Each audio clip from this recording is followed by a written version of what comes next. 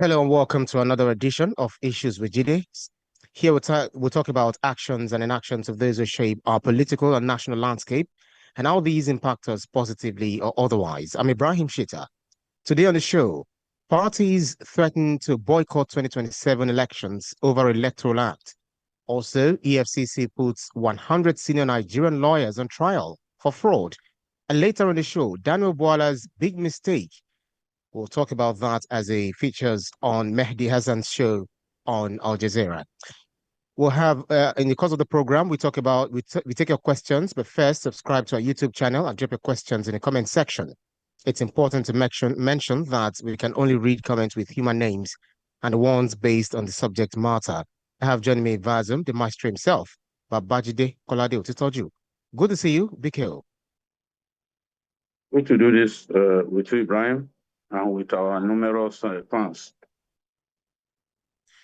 Let me start from the basics. With Nigeria already looking ahead of the 2027 general election, tensions are rising around the newly enacted Electoral Act 2026. The Interparty Advisory Council, representing registered political parties, has warned that some provisions of the law may undermine internal party democracy and could lead to a boycott of the elections if amendments are not made. How serious is this threat in practical political terms, Bikil? Yes, they still feel very bad about the Electoral Act Amendment 2026. They are echoing the sentiment expressed by the ADC the other day when it said that the Electoral Act should be withdrawn and amended the second time. Sometimes this happens. If you recall, the Nel Fund bill was after the president gave his assent, it was sent back. Some changes were made to make it possible for more students to be able to access the loans without issues. For example, the matter of guarantor was removed from the stipulations put in that bill, so that more students will be able to access it without fail. So, as far as these politicians are concerned, the Electoral Act 2022, as amended, needs to be looked at a second time. And what they are saying is really not different to what other opposition elements have been saying. That the amendment, the provisions, rather than deepen democracy, will in fact erode democracy. And they have political parties under their umbrella. They are saying that those political parties will be forced to boycott the election if the Electoral Act, as amended and signed into law by the president just some weeks back, is not withdrawn for the concerns that have been raised about it to be addressed. So they believe that the act has not improved the previous law, but has diminished it. And they are saying several provisions in there will actually undermine democracy and weaken the confidence of the Nigerian people in the electoral system. For example, they faulted the removal of mandatory electronic transmission of results. At the time when this particular portion was recalibrated to give room for manual transmission in case there is network failure, in case technology fails. Many of the opposition elements had expected that it will simply be made mandatory for the electoral officers to transmit results real time electronically. But in the wisdom of the National Assembly, there are many places in our country where you cannot guarantee real-time transmission of results as filled into Form EC8A, which is the valid result sheet on which results are collated. Another thing that they are worried about is the provision that political parties should register their members, and members registering as members of a political party should upload their NIN along with the registration to IPAC and the political parties that are threatening a boycott of this election or the impending election. The stipulation that their NIN should be uploaded would disenfranchise many people, since, as far as they are concerned, it is not everyone who has the NIN, National Identity Number. But we have to look at this issue dispassionately. Many people complain that some of the people who come to vote in our elections are not even Nigerians. They say that Nigerians come to vote in our country, Chadians come to vote in our country. In short, our West African neighbors, they come into our country sponsored by politicians to come and vote during our elections. So every Nigerian should have the NIN. I don't think political parties should be pushing that people should be registered as political party members without NIN. The stipulations also show that you put your phone number as well as your house address. So I believe that this whole idea is to ensure that only Nigerians who can be traced can register as members of political parties and, by extension, take part in our elections. So I don't buy the idea of saying that people will be disenfranchised if parties are made or forced to register, to have their members upload their NIN before their registration can be valid.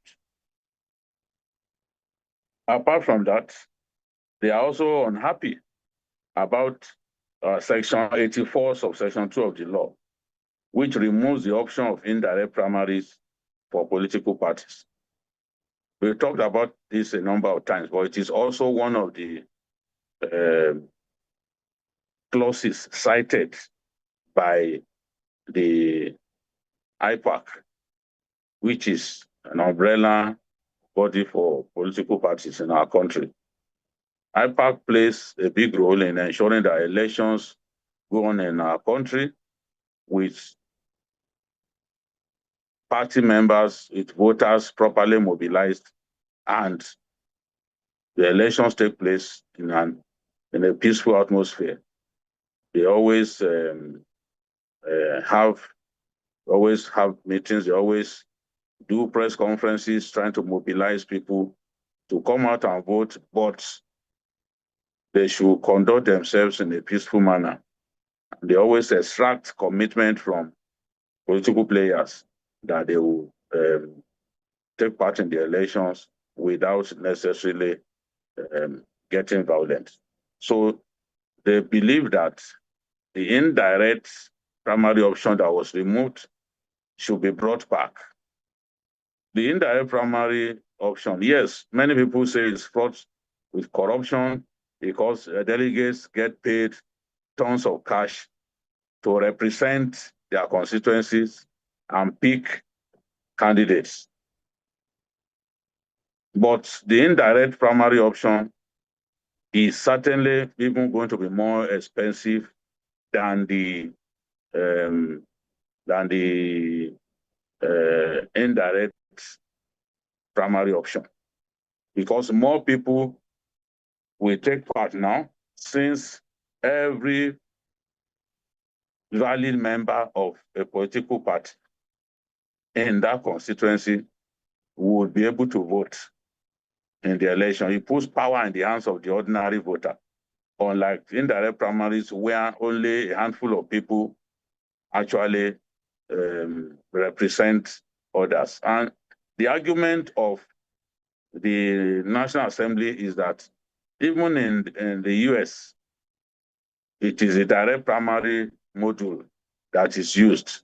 Since we are copying this presidential system from the US, we have copied it from the US, they believe that there's nothing wrong in having our candidates chosen through the direct primary route. You and I know that mobilizing such people will cost more money because nearly everybody will want to come out and take part in choosing their candidates for the election. So if you look at what they are saying, what IPAC is saying, is not entirely different from what the opposition had been saying before now. And they believe that some of these provisions were inserted into the Electoral Act to favor the All Progressive Congress. If you look at even the time ceiling that is given for political party candidates to emerge, it is clear that parties like ADC, who are still relatively new after the acquisition by Atiku and his people, it will be difficult to meet the time ceiling that INEC has come up with for candidates, for primaries to take place, for congresses to take place, for primaries to take place, and for candidates to emerge.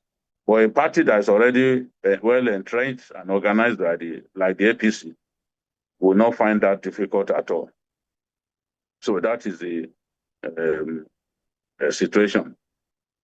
I think that if invariably they boycott the election, as they are threatening to do, it will be a big dent on the conduct of the election. I'm sure this is not what the new INEC chairman wants to see. He wants to see the election go according to plan, with as many voters as possible taking part in the election. Right.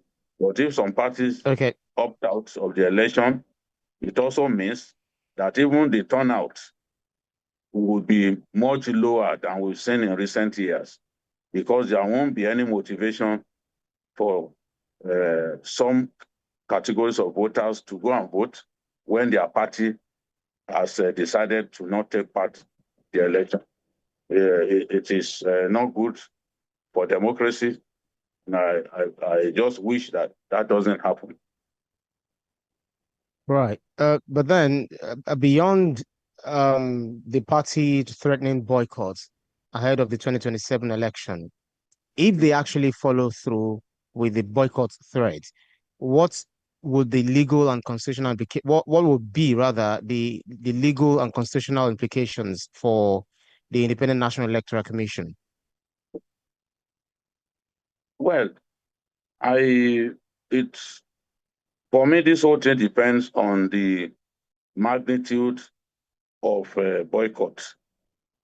If the major political parties do not boycott the election, I think that it won't massively detract from the conduct of the election. But if the major parties decide to stay away, which I do not expect to happen, then the impact of the lesser parties boycotting will not be tremendous on the will not have a tremendous effect on the election itself. So we just need to keep our fingers crossed. Let us see whether the dominant parties, like the Labour Party, like the PDP,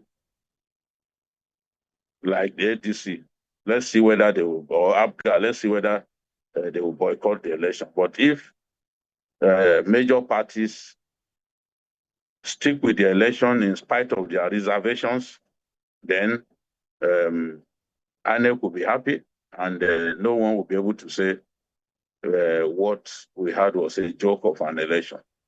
Yeah. So I believe that the scale of the boycotts is what will determine how the international community sees the election and the final analysis.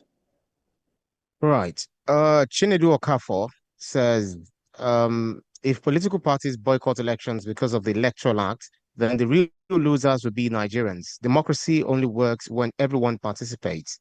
Aisha Bello says, honestly, some of these parties just want laws that favor them. When the rules change, suddenly they start threatening boycotts. Nigerians are tired. Kunle Adeyemi says the issue of removing indirect primaries is serious, though. Parties should have the freedom to decide how they select their candidates. And Fatima Sadiq says, before anyone talks about boycotting elections, can we talk about how many Nigerians still don't even have name? That part of the law is worrying. Ibrahim Musa says, this feels like political bargaining to me. Once negotiations happen with the National Assembly, watch how the boycott talk disappears. And lastly, Ngozi Nwankwo says every election cycle in Nigeria comes with drama. Electoral reform is good, but politicians should stop playing games with democracy.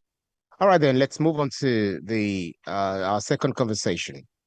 Nigeria's anti-corruption fight has taken a dramatic turn with the revelation of the EFCC chairman that about 100 senior lawyers are currently facing prosecution for corruption-related offenses. Investigations reportedly uncovered allegations ranging from diversion of client funds to aiding money laundering. From your perspective, Vikeo, how significant is this revelation? It is very significant. I never knew it was this bad. I have friends who are lawyers, and they tell me about they speak about the extent of corruption in the judiciary. In fact, some of them have given up that we can actually have a good justice system given the rampant corruption in the judiciary. And for the EFCC chairman to have come out in this way, saying that at the time when he was coming into office, he checked the EFCC database and discovered that they had 100 senior lawyers, members of the bar, who are being prosecuted by the EFCC for misconduct such as diversion of clients' funds, aiding money laundering, among others. And On the same day that he was reeling out these disturbing figures, the Legal Practitioners Disciplinary Committee also presented its 2025 report, where many lawyers were found guilty of professional misconduct. 17 lawyers were sanctioned after investigations were conducted, and those investigations showed that they were guilty of gross misconduct, unethical practices while performing their duties. So 3 of them had their names struck off the roll of legal practitioners, meaning that those 3 individuals are no longer can no longer call themselves professional lawyers since their names have been struck out. 3 of them were suspended for 5 years, 2 suspended for 4 years, 5 suspended for 3 years. Right now, there is a pressing need to enforce ethical standards within the profession. There has to be proper regulation, there has to be discipline, so that public confidence in the judiciary can be maintained. It makes no sense for us to find ourselves in the moral crisis that we find ourselves currently with the judiciary. The an ICPC survey showed that 9.4 billion naira flowed through the justice sector between 2018 and 2020. Lawyers and litigants are primarily bribe givers. Lawyers giving bribe to judges because the clients cannot interface directly with the judges. So through big lawyers, money gets passed to judges. That is what we are talking about here. And there is generally a global vote of no confidence on the Nigerian judiciary, because how our judges give judgment to the highest bidder is already well known. Somebody told me the story of, especially during election petitions, while election petitions are being tried. This is the time when many lawyers bribe judges. This is the time when a lot of the corruption takes place. A lot of the bribery and corruption takes place. I was told a story of how some judges were told to go to Ghana by a politician who then passed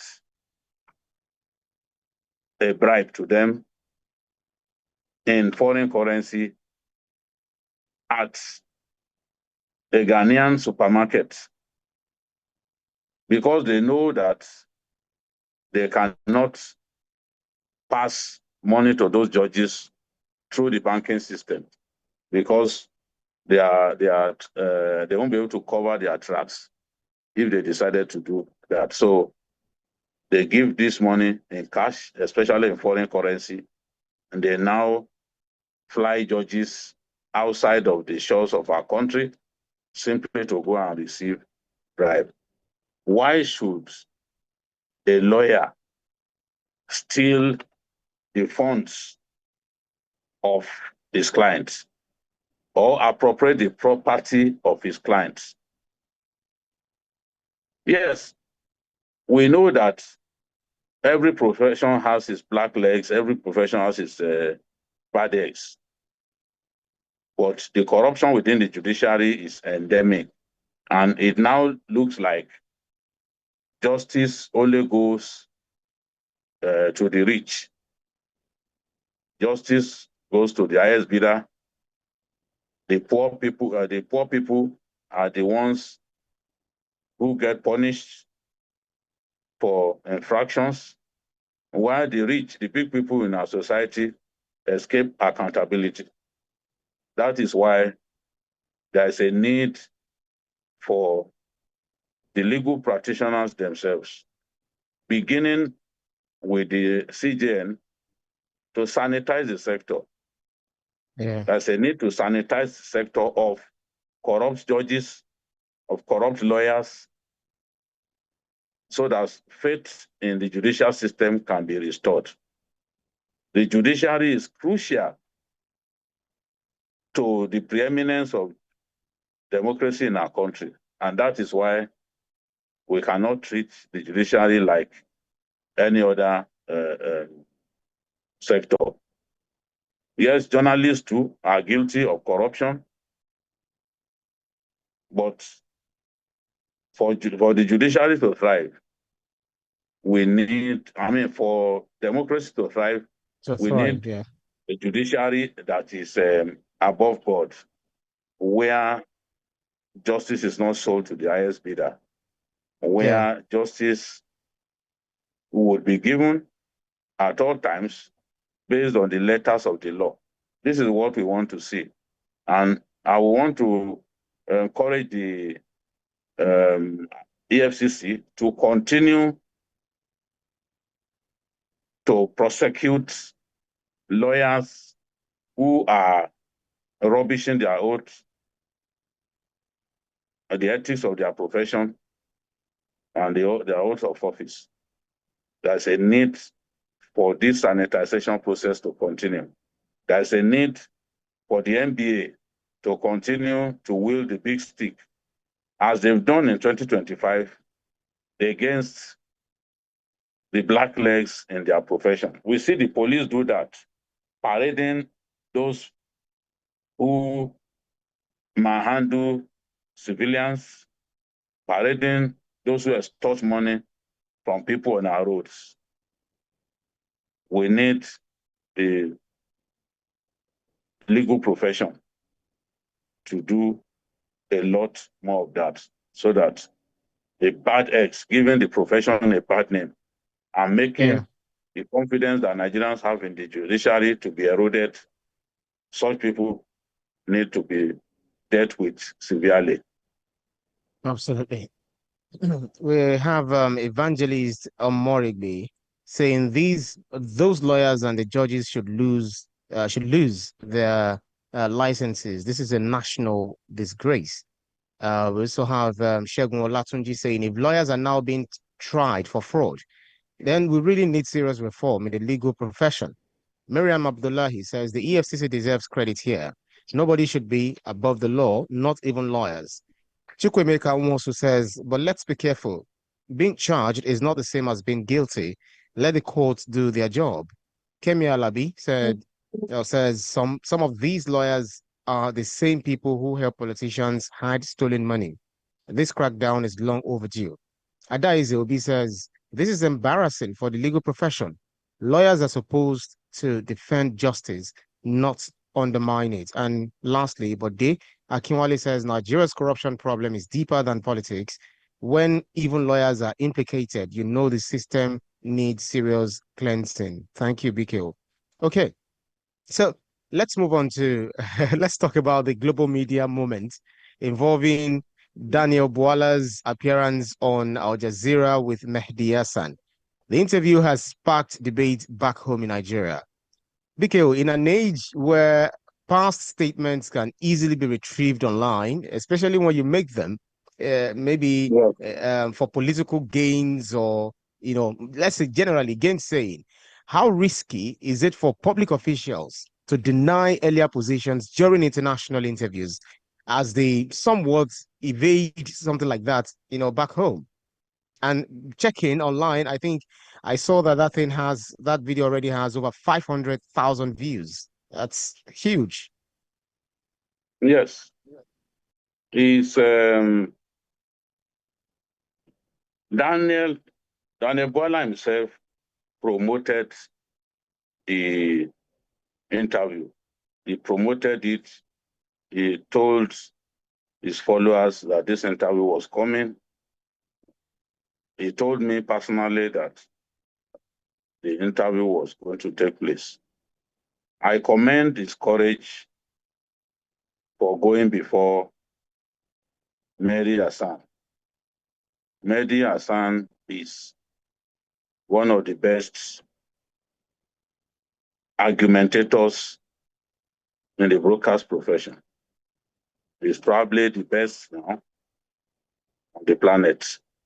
He does it effectively. He takes complete control of the conversation without necessarily confronting you, without necessarily showing his own preferences or his own bias. And you can see that he was thoroughly prepared for the interview session with Daniel Bwala. Many people who work with the president will have resisted the urge to go before Mehdi Hassan, knowing his reputation. Remember, Obi Ezekwesili went before him, and Obi Ezekwesili was demolished because Mehdi tackled her on corruption during the Obasanjo regime, and she could not offer any defense because Mehdi would deny you the chance to even get an effective word in. As you are trying to defend yourself, it comes in with an even more dangerous question. So it's like Daniel Bwala walked into a trap.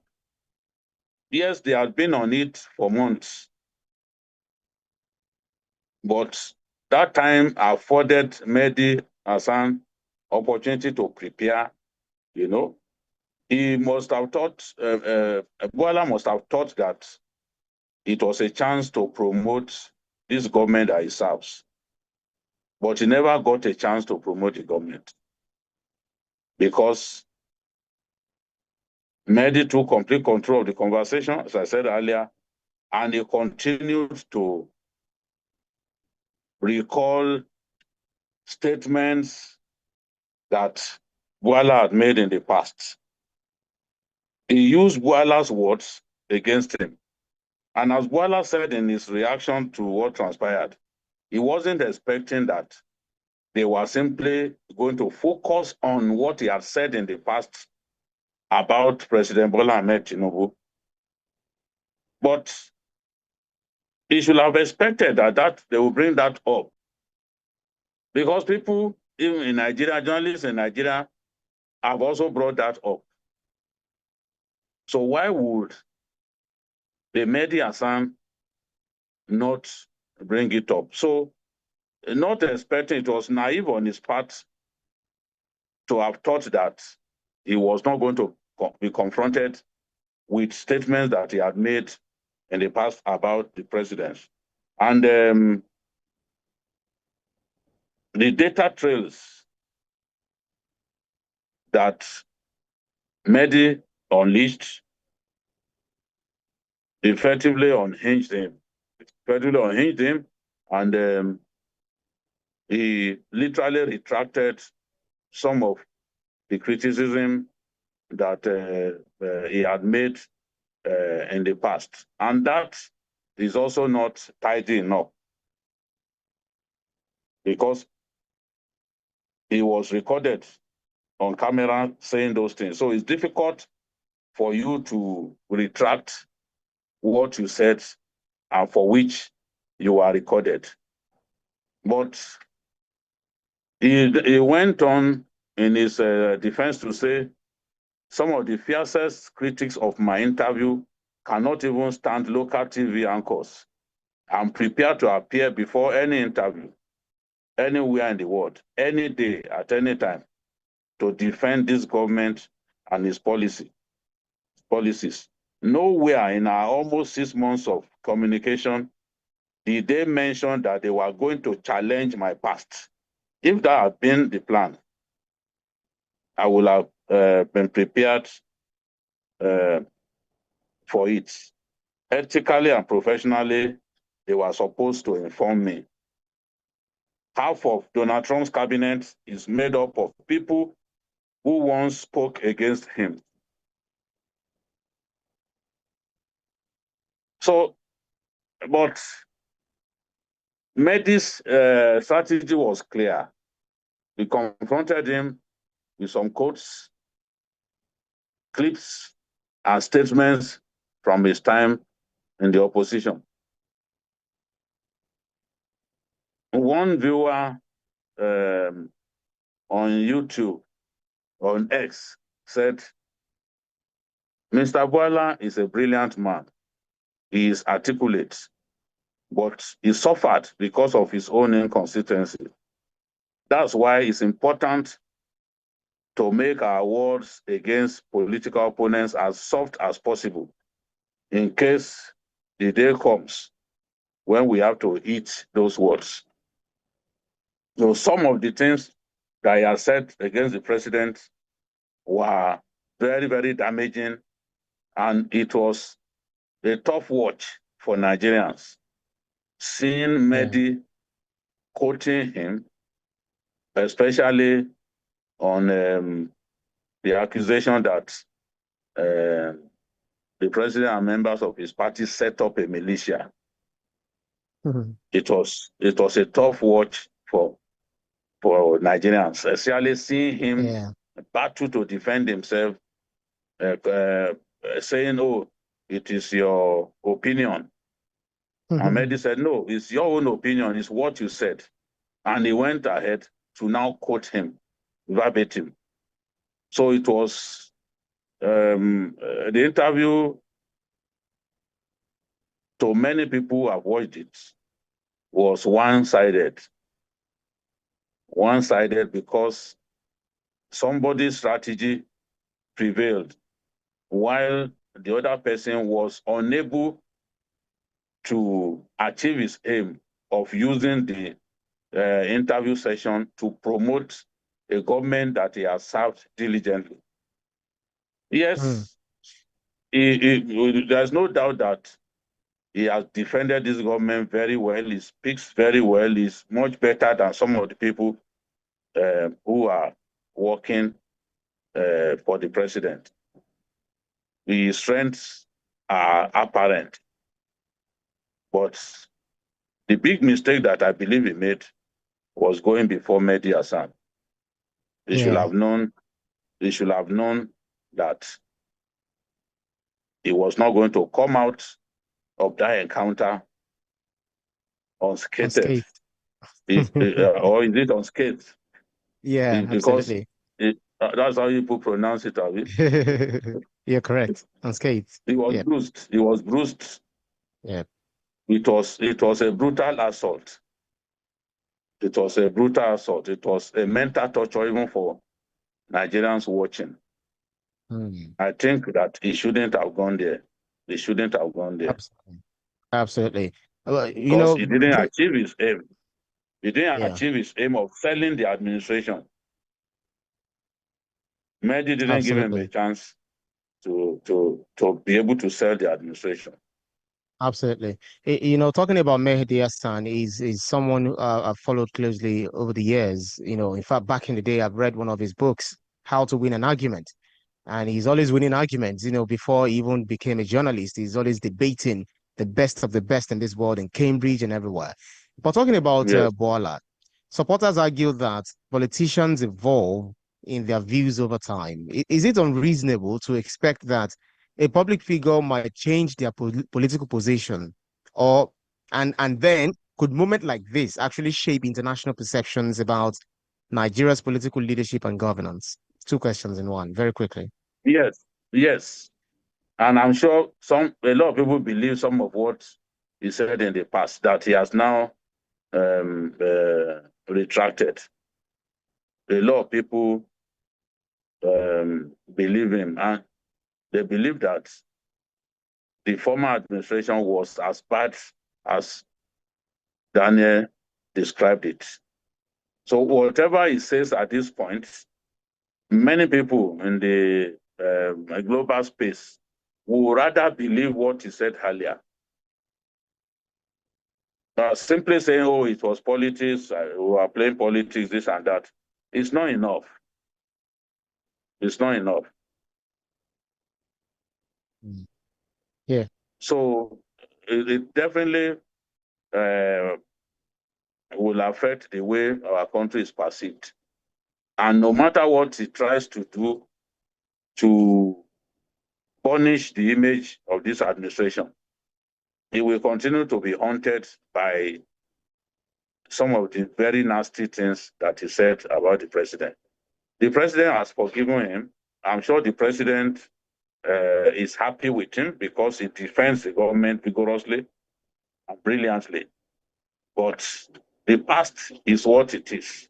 It is difficult to wipe away the transgressions that he committed by attacking the government as much as he did. It's difficult. It's difficult to forget. Right. The internet, as you and I know, the internet never forgets. Never forgets. You cannot say whatever you said in the past is immaterial. If you say it's immaterial, Absolutely. that is your opinion. So the people want to use what you said in the past against you. It is not immaterial. It is significant, not immaterial. So he's made mistakes in the past. I'm sure that he will learn from his mistake. The interview was for 49 minutes, so but only a fraction of it has been seen by Nigerians. Many Nigerians have seen only a fraction of it. Absolutely. And unfortunately, but that's I going will to... advise him. Yeah.